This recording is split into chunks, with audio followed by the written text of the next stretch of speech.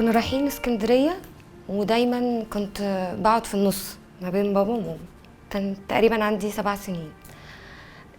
حاجه زي قردة كده في النص، وتقعد ماما كل شويه تقول لي ارجعي لورا عشان بابا يعرف يسوق.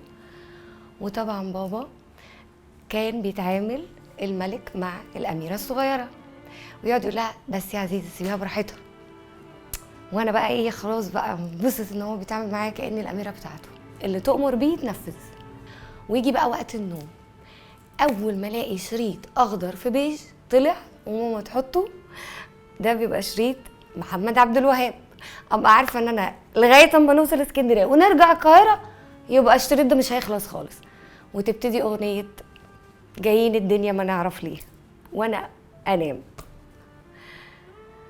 يجي بقى اليوم اللي بعديه ابقى كبرت شويه، بقى اكبر بقى كتير.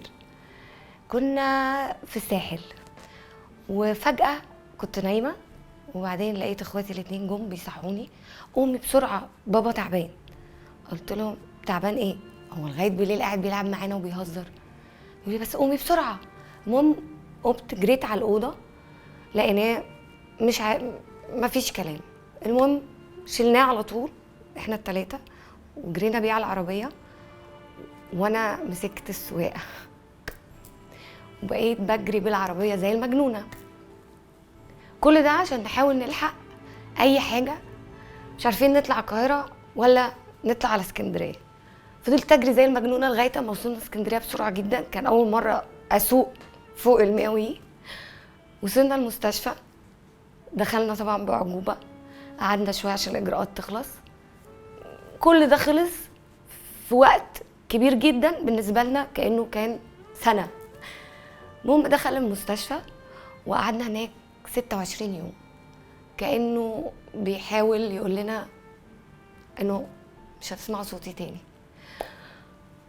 وبعدين يجي اليوم الاصعب، وده بيبقى اصعب يوم في الدنيا لاي بنت، عشان علاقه الاب ببنته دايما بيبقى فيها حنيه وحب غير مشروط ودلع وكل حاجه. فده بيبقى بالنسبه للبنت اليوم ده بالذات بيبقى اوحش يوم في حياتها. واليوم ده كنت جنب ماما واخواتي في المستشفى، فسمعت تليفون ماما بيرن، ومش سامعه غير قوم يا ماما صلي. انا ما خدتش ان انا لازم اجري حالا على المستشفى، وفضلت اجري برضو لغايه ما وصلت العنايه المركزه، وبجري زي المجنونه ان هو لازم يقوم. فضلت ابوس فيه واقول له اصحى، زي ما انا متعوده من وانا صغيره. انا بس اللي كنت بديله بوسه فيصحى، بس المره دي هو مصحيش.